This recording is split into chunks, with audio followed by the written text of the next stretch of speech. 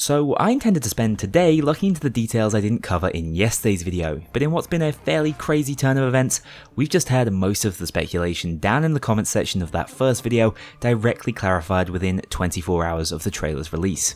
This is a huge step up in transparency that I really appreciate after the last few days, and I think we should expect something similar regarding the Payday 2 situation shortly. Not only has this gone some way to alleviate my fears around pricey special editions, microtransactions, and the game's DLC model, it's also given us some serious insight into the game's year one roadmap, and even its roster of characters. So let's deep dive directly into the newly updated Payday 3 developer Q&A. Alright, whilst it might make sense to start at the top, I'm actually going to move down and immediately draw the focus to the elephant in the room: microtransactions. As many of you have pointed out already, for all intents and purposes, Payday 2 already had a disguised microtransaction system, with tailor and weapon colour packs basically fitting that bill. Whilst it has now been confirmed that these microtransactions will exist in Payday 3, the good news is that they will be limited to cosmetics and will not impact gameplay whatsoever. They'll also not be available at launch, with the storefront appearing in a later update. Unfortunately, this has been a tactic used by many live service games recently to keep their more heinous monetization practices away from reviewers before they go all out on the community, so I seriously hope that isn't the case for Payday 3. The other funny thing I noticed is within this post we have 4 tailor packs confirmed to be releasing throughout the first year of Payday 3's update cycle, meaning these aren't the microtransactions they're talking about.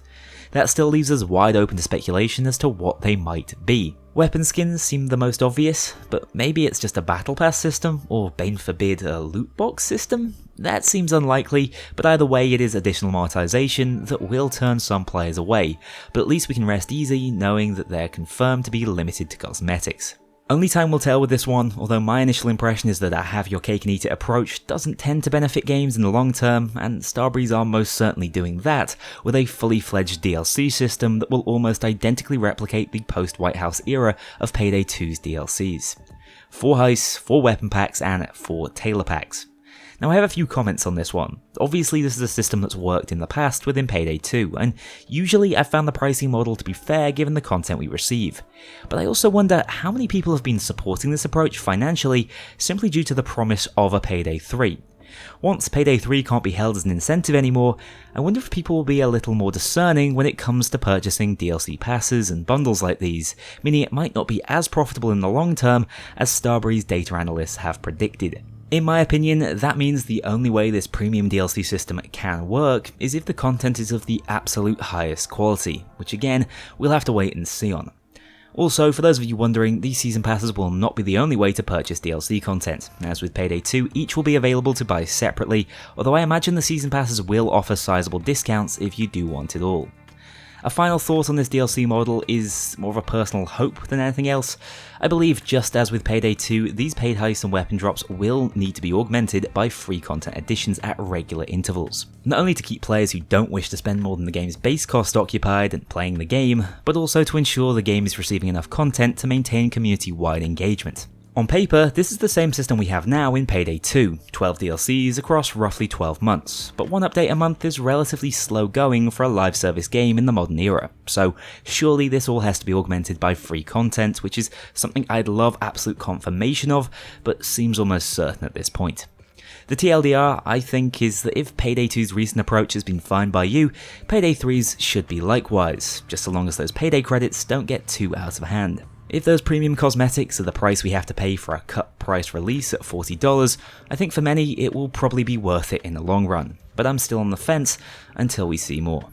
Alright, that's the elephant in the room addressed in as much detail as I can muster. Let's get on to the happier and more exciting announcements we've received.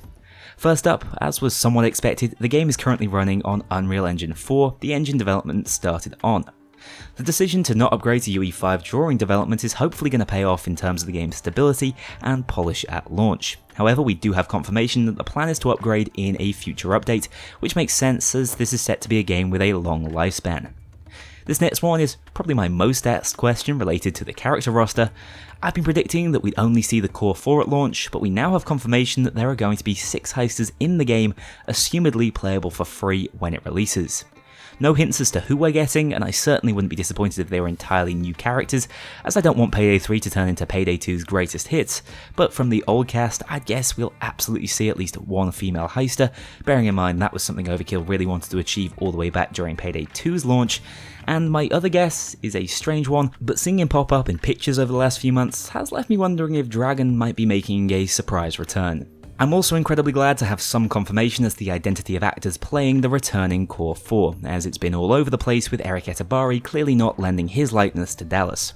That whole situation hasn't been cleared up by this post, leaving me still wondering if it's in any way related to the live action content we're anticipating, but at the very least we now know that Simon Kerr, Pete Gold and Damien Poitier will be coming back to at least voice their characters in the sequel. Wolf's new voice actor is Nicholas Berglund, whose main voice acting credits seem to have been in Swedish dubs, and from what I've seen looks nothing like Wolf, so that has to have been a casting call based on pure talent, so I'm seriously looking forward to hearing his voice in action. A lot of what comes next is just confirmation of things we know already, including that $39.99 base game price tag, with more expensive special editions coming with additional bonuses and season passes, not to be confused for battle passes which haven't been confirmed yet, granting you access to all DLC content. One thing to note is that you will not be locked out of access to these season passes if you buy the cheapest edition, which would probably be my recommendation until we know what that DLC will entail. It's one thing pre-ordering a game, but it's another pre-ordering a game and a set of DLCs for that game that could be literally anything. There's also emphasis placed here on the fact that console editions will be updated alongside the PC version this time. Some of you are still quite rightly skeptical about that, bearing in mind the history of Payday 2, but once you hear the next part you'll see why Starbreeze has no other choice but to keep parity across all platforms. You might not feel this way after recent events with Update 237, but crossplay is a good thing. It just has to be executed well, so fingers crossed, Starbreeze can sort out those awful teething pains we've seen with the Epic system so far before full crossplay is implemented across all systems and platforms. I'm excited to hear more, and fortunately we will be getting further insight starting this Wednesday the 14th of June, as dev diaries with additional gameplay will be releasing, hopefully fairly frequently, as I know many of you want to see how stealth is going to work and what the game will be like outside of heist. I will of course be covering these as we get them. And finally, as was confirmed by the man himself, Gustavo Coutinho is returning to compose the music for Payday 3, which is very exciting news in my opinion. He's a real talent. Well, so that was an unexpected surprise. It's always nicer to be able to inform instead of speculate, and I'm willing to bet Overkill and Starbreeze will be relieved to have this information out in the open as well, as they've had to witness a community-wide meltdown over leak after leak across the past few days without being able to directly address them. For the most part, it's good news, and I was genuinely shocked to see more heisters coming to the game so early on, meaning there's plenty more surprises in store as we get closer to that September 21st release date. That means you'll be seeing a whole lot more of me over the coming weeks, so be sure to subscribe and stay tuned on the channel for even more. Thanks for watching, I'll see you all very soon. A huge thank you to my dedicated Patreon backers. If you want to join this crew in going infamous, check out the link below and pledge as little as $2 to see your name in the credits, or get 24-hour early access to future videos and vote on upcoming content. Take care, I'll see you all soon.